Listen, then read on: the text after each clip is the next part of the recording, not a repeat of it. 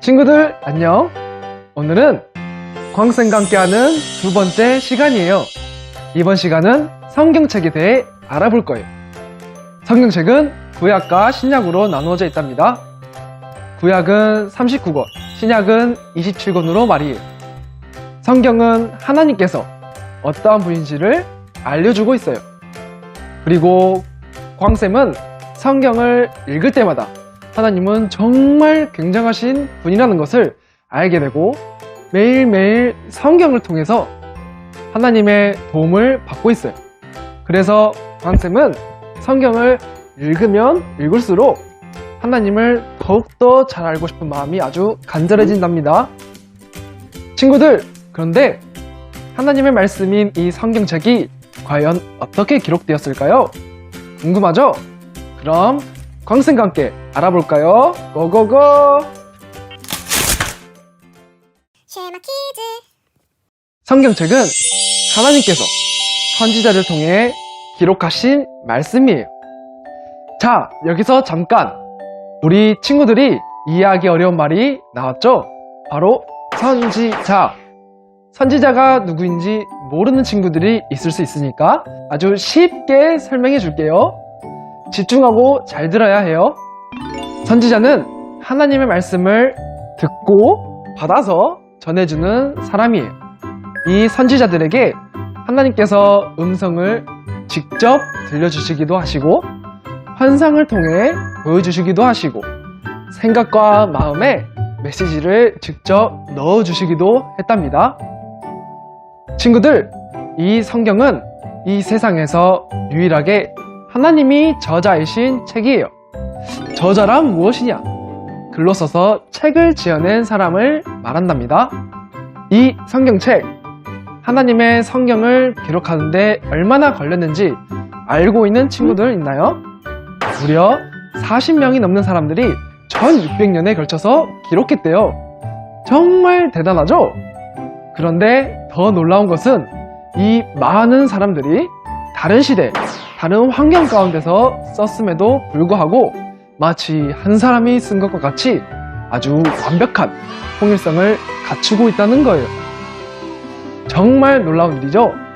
이렇게 성경이 오랫동안 여러 사람이 기록했음에도 완벽한 통일성을 가지고 있는 이유는 성경의 저자가 바로 하나님 한 분이시기 때문이에요. 이건 선생님이 친구들이 믿게 하려고 지어낸 이야기가 절대 아니에요. 중요한 것은 전부 실제 이야기를 기록한 것이고 전부 사실이며 결코 변함이 없다는 거죠.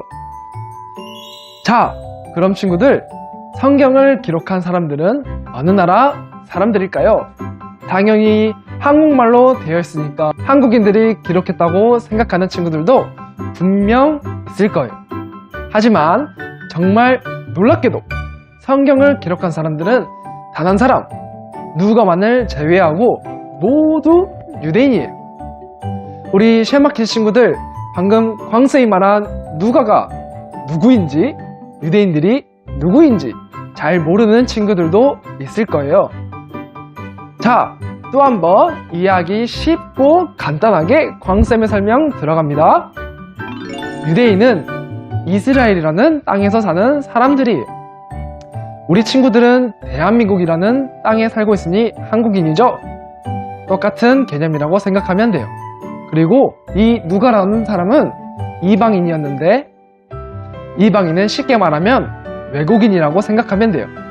자, 이렇게 광쌤의 이해하기 쉬운 설명 도움이 됐나요? 이렇게 하나님께서는 유대인들과 누가를 통해 성경을 기록하게 하셨어요. 그렇다면 왜 하나님은 유대인들을 통해 성경을 기록했을까요?